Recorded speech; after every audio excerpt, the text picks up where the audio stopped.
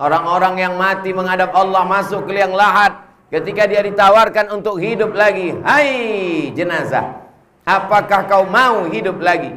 Mereka berkata, laula akhartani ila ajalin qarib, izinkan aku untuk hidup walaupun semenit, walaupun sedetik saja. Hidupkan aku lagi ya Allah. Kalau engkau dihidupkan, kau mau apa? Apa yang kau inginkan? Mereka menjawab, fa'as-saddaqa, kami mau bersedekah. Mengapa? Alhamdulillah, wassalatu wassalamu ala rasulillah Sayyidina wa maulana Muhammad ibn Abdillah wa ala alihi wa sahbihi wa man tabi'ahu wa mawalah. Ashhadu an la ilaha illallah wahdahu la syarika lah, wa ashhadu anna sayyidana Muhammadan abduhu wa rasuluhu la nabiyya ba'dah. Allahumma salli ala sayyidina Muhammad wa ala ali sayyidina Muhammad. Qala Allah ta'ala fil Qur'anil azim wa huwa asdaqul qailin. A'udzu billahi minasy syaithanir rajim. Ya ayyuhalladzina amanu taqullaha haqqa tuqatih wa la tamutunna illa wa antum muslimun. Wa qala ta'ala fi ayatin ukhra, ya ayyuhalladzina amanu taqullaha wa qulu qawlan sadida yuslih lakum a'malakum wa yaghfir lakum dhunubakum wa man yuti'illaha wa rasulahu faqad faza fawzan 'azima. Ibadallah, usikum wa nafsi bitaqwallahi wa ta'atihi faqad faza al-muttaqun. Hadirin jamaah Jumat yang dimuliakan Allah Subhanahu wa ta'ala. 100 tahun yang lalu, kurang 4, tepatnya pada tahun 1926, tanah ini dipilih oleh Allah Subhanahu wa ta'ala menjadi tempat yang paling mulia. Tanah yang lain bisa diwariskan. Berapa banyak orang-orang kaya, tuan-tuan tanah, kebun kelapa sejauh mata memandang 100 tahun yang lalu. Di mana tanah itu sekarang? Berpindah kepada anak-anak, membagi pada cucu-cucu, menjual, tak lagi bersisa. Tapi tanah ini dimuliakan Allah. Hampir 1 abad lamanya, di atas tanah ini tak pernah putus subuh, zuhur, asar, maghrib, isya, Idul Fitri, Idul Adha, salat istisqa meminta turun hujan, salat kusuf dan kusuf gerhana matahari dan bulan, salat tarawih, salat bermunajat kepada Allah Subhanahu wa ta'ala ditutup dengan witir dan tahajud di tengah malam. Inilah tanah yang dimuliakan Allah Subhanahu wa ta'ala. Siapa yang membuang najis di tanah ini, halal darahnya untuk dipancung, halal kepalanya dipotong, karena dia sudah merusak kehormatan yang dimuliakan Allah Subhanahu wa ta'ala. Inilah Masjid Batu yang ditegakkan, didirikan pada masa kerajaan Kubu, yang sekarang masuk dalam Kabupaten Kuburaya, Provinsi Kalimantan Barat. Hari berganti, musim berubah, kerajaan bisa jadi tumbang, berganti dengan Negara Kesatuan Republik Indonesia. Orde lama berakhir, berganti orde baru. 32 tahun lamanya tumbang orde baru, berganti masa reformasi. Tapi ada yang kekal abadi, tidak tumbang sampai hari kiamat, masjid. Pelajaran berharga kita ambil dari Masjid Batu adalah jangan mati sebelum membangun masjid. Tanamkan dalam diri kita. Itulah mengapa doa keluar dari masjid, Allahumma inni as'aluka min fadlik, beri aku rezekimu ya Allah. Karena orang Islam tidak disuruh berpangku tangan menunggu rezeki turun dari langit. Idza qudiyatis shalah, kalau salat sudah dilaksanakan, fantashiru fil ard, bertebaranlah di atas muka bumi, wabtaghu min fadlillah, cari karunia Allah. Tanamlah tanah itu dengan kelapa sawit, tanamlah dengan karet getah, tanamlah dengan kelapa, tapi hasilnya bukan mengejar dunia, tujuannya untuk membangun masjid. Berbahagialah sultan-sultan, raja-raja, penguasa-penguasa yang sempat dititipkan Allah kekuasaan, lalu dia bangun masjid. Kekuasaannya tumbang, kerajaannya berakhir, rezimnya selesai, tapi orang tetap mendoakan. Setetes dua tetes mengalir juga ke alam barzah. Mengalir dia seperti sungai yang tak pernah putus. Amal yang mengalir itu disebut dengan jari. Amal yang mengalir disebut dengan mengalir, jariyah. Ma'akalta fa'afnaita, yang kau makan busuk.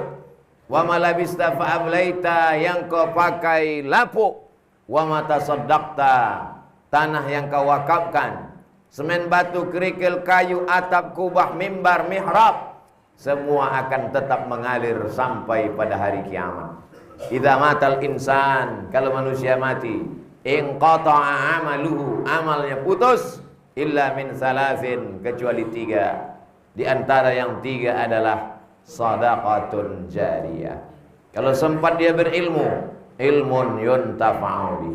Kalau ada anak keturunannya, waladun salihun yad'u lah. Kalau belum sempat membangun masjid, pesankan ke anak-anak, kau mesti kaya, kau mesti berkuasa, kau mesti membangun masjid. Kalau masjid sudah ada terbangun, perlu dibantu direhab, maka sesungguhnya Utsman bin Affan juga merehab pembangunan Masjid Nabawi. Ketika Masjid Nabawi direhab, bagaimana dengan pondasinya, bagaimana dengan dindingnya, bagaimana dengan tiang-tiangnya, bagaimana dengan atapnya? Sebagian mereka tidak setuju dengan renovasi. Utsman bin Affan membacakan hadis, man bana masjidan banallah mithlahu baitan fil jannah. Siapa yang membangun masjid, sudah dibangunkan untuknya satu tempat di surga. Jadi jangan risau kalau ada renovasi masjid, batu-batunya, kayu-kayunya dikembalikan lagi untuk masjid, karena tidak boleh dibawa ke tempat lain. Andai terpaksa juga terbengkalai, tidak bisa dipakai, mesti terjual, uangnya mesti kembali ke pembangunan masjid. Karena wakaf artinya terhenti, dia tidak boleh dialihkan kepada yang lain. Terhenti dari penggunaan manfaat manusia, dialihkan hanya milik Allah subhanahu wa ta'ala. Itu bedanya dengan infak. Memberi makan fakir miskin, infak. Menyekolahkan anak yatim, infak. Tapi harta yang tidak berubah, tanah, bangunan, kalaupun renovasi tetap kembali kepada asalnya, maka disebut dengan waqaf lillahi ta'ala. Itulah yang akan menolong di hadapan Allah. Orang-orang yang mati menghadap Allah, masuk ke liang lahat, ketika dia ditawarkan untuk hidup lagi, hai jenazah, apakah kau mau hidup lagi? Mereka berkata, laula akhartani ila ajalin qarib, izinkan aku untuk hidup walaupun semenit, walaupun sedetik saja. Hidupkan aku lagi ya Allah. Kalau engkau dihidupkan, kau mau apa? Apa yang kau inginkan? Mereka menjawab, fa'as-saddaqa, kami mau bersedekah. Mengapa tidak disebut infak? Mengapa tidak disebut wakaf? Kenapa disebut sedekah? Karena sedekah adalah amal yang paling ringan. Wakaf berat, tanah lebar. Wakaf berat, semen dan batu. Tapi sedekah yang paling ringan. Kalau tidak sanggup ikut membebaskan tanah, maka sedekah pasti bisa. Likulli sulama minkum sedekah. Mengangkat batu sedekah, ikut gotong royong sedekah, memasang keramik sedekah, memasang atap sedekah. Setiap tulang-tulang yang dipakai menolong agama Allah terhitung sedekah. Duduk menyenangkan hati orang, tabassumika fi wajhi akhika sedekah, senyummu ke wajah saudaramu itu pun bernilai sedekah. Kalau kau tak punya harta, senangkan hati orang lain, bantu tolong. Kalau kau punya, maka bisa berinfak. Lebih punya lagi, berwakaf. Itu sajalah yang dapat dibawa menghadap Allah. Yatsba'ul mayyita salasun, yang mengiringi mayat sampai ke kubur ada 3. Yarji'usnani, yang 2 pulang ke rumah. Maluhu, mobil paling mahal, hanya sampai ke pelataran parkir. Setelah itu akan pulang ke rumah, dijual, dibagi-bagi kepada ahli waris. Ahluhu, anak, istri, cucu, menantu, kawan, handai, tolan. Dulu waktu kita hidup baik-baik, senyum, tertawa semuanya. Tapi mereka pun akan pulang ke rumah. Malam pertama di liang kubur, yang menolong hanyalah satu, wa'amaluhu. Kalau sempat membangun masjid, malam itu orang berjamaah maghrib, isya dan subuh, mengalir pahalanya ke kubur. Kuburan yang hanya 1 meter kali 2, dalamnya setinggi tegak manusia. Lapanglah alam barzah. Itulah harapan. Manusia hidup hanya baina sittin wa sab'in, antara 60 sampai 70 tahun. Tapi di alam kubur berapa lama? Orang yang meninggal 100 tahun yang lalu sudah 100 tahun di alam barzah. Apa yang sudah kita siapkan? Apa yang sudah kita persiapkan? Dibangun rumah yang besar dengan kamar yang hebat, yang mewah, yang cantik, semua tamu berdecak kagum. Tapi pada akhirnya ketika kita mati, kita hanyalah setumpuk daging busuk yang hanya akan menjadi santapan cacing tanah. Kita yang mencarikan tanahnya, kita yang mencari arsitek terbaik, kita yang mencari tukang-tukang pemborong yang bagus untuk membangunkan rumah. Tapi sampai masanya kita mati, sejengkal pun tak ada tempat untuk kita di rumah itu. Tamu-tamu bertanya kepada tuan rumah, mereka akan menjawab, itu kamar ayah dulu, sekarang sudah diisi orang lain. Mereka lambat laun tidak sabar menempati rumah yang besar. Anak-anak, cucu, menantu ingin berbagi harta warisan. Meleleh air mata mereka melepaskan rumah yang penuh sejarah. Mau tak mau, suka tak suka, rumah ditinggalkan, ditempati orang lain. Hari berganti, zaman berubah. Setiap zaman ada orangnya, setiap orang ada zamannya. Setiap masa ada tokohnya, setiap tokoh ada masanya. Yang kekal abadi hanyalah masjid. Tumpangkanlah tuah kepada masjid. Kalau ingin kekal abadi, bangunlah masjid. Apa yang dicari jauh-jauh datang ke Pulau Sumatera, singgah sebentar ke Pontianak, lanjutkan perjalanan laut, sampailah ke kampung, desa. Apa yang dicari kemari?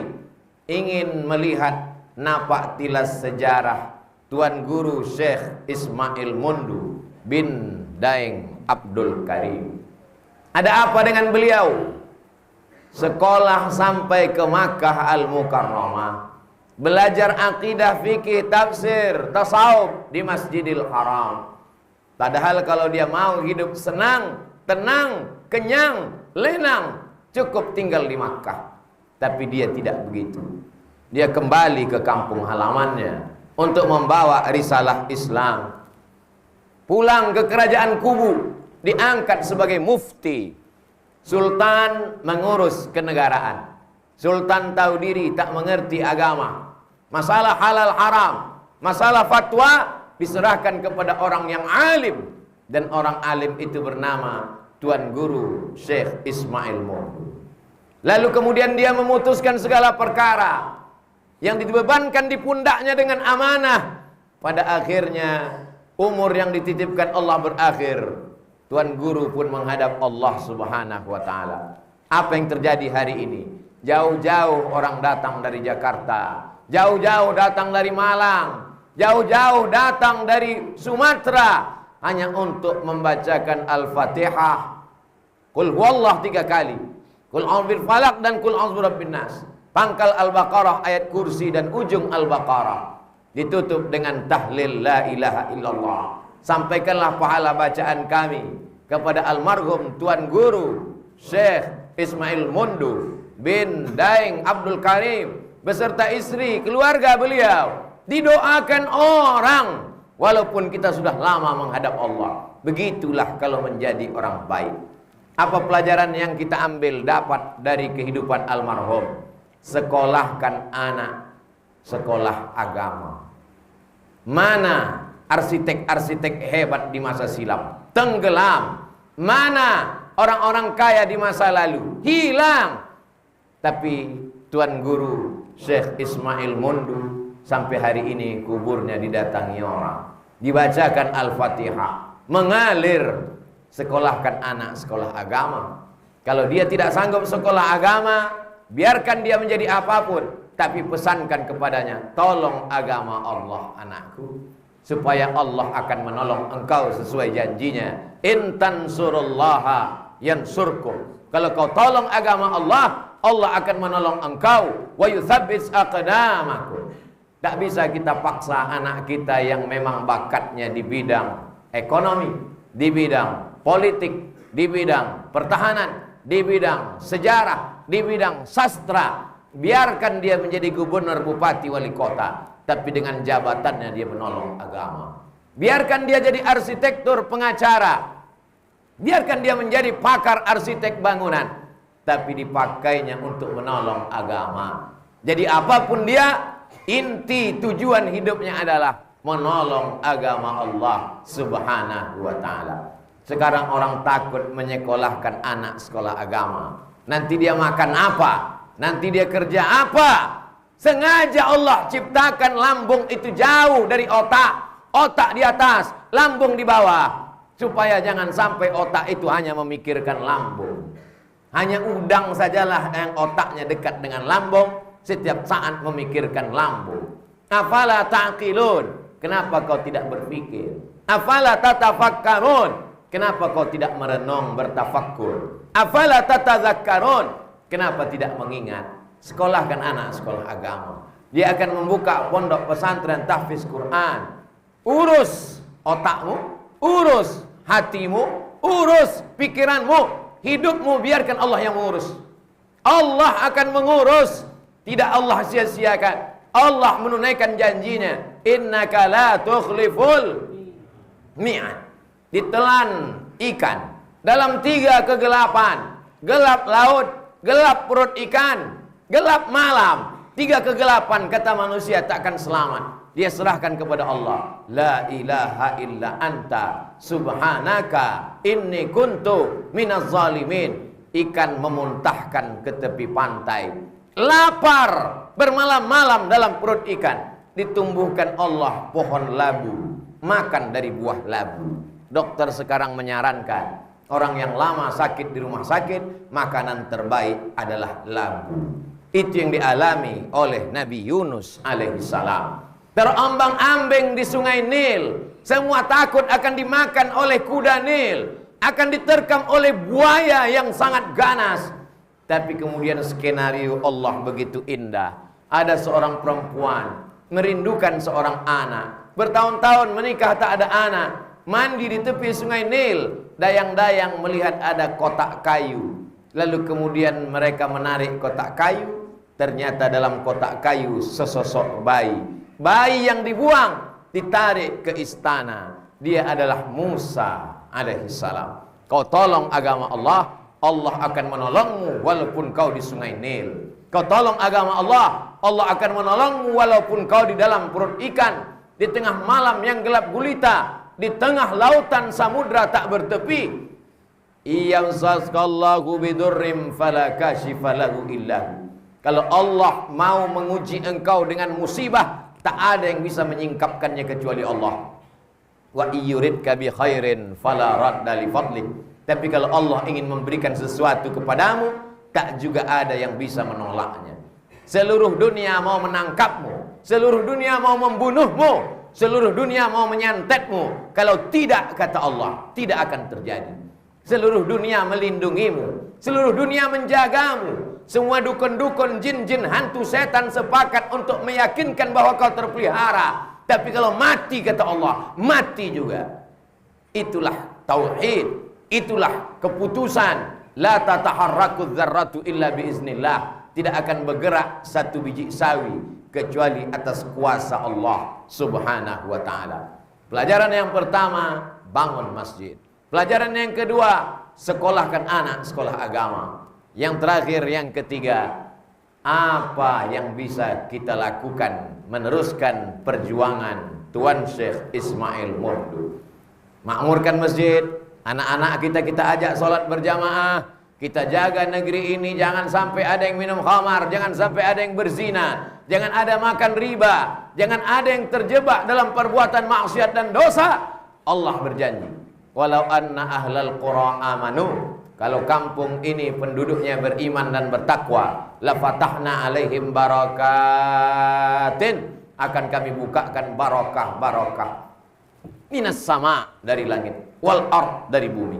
Jauh-jauh kami datang kemari, merenung sejenak dalam tengah perjalanan. Naik speedboat masih juga sulit dan susah. Bagaimana agaknya perjuangan Tuan Syekh hampir 100 tahun yang lalu. Bagaimana tetesan peluh keringat air matanya untuk sampai ke bumi Allah ini. Betapa amal kita selama ini tak ada apa-apanya. Kita menyangka kita yang paling hebat. Tabligh akbar ratusan ribu orang di stadion, tanah lapang, hotel, masjid. Ternyata kalau dibandingkan dengan para ulama zaman dulu, kita sedang melakukan mengukur diri, mengukur bayang-bayang. Betapa kita bukan apa-apa dan bukan siapa-siapa dibandingkan gerakan para ulama. Barakallahu li wa lakum fil Qur'anil azim, wa nafa'ani wa iyyakum bima fihi minal ayati wa dzikril hakim, wa taqabbala minni wa minkum tilawatahu innahu huwal ghafurur rahim.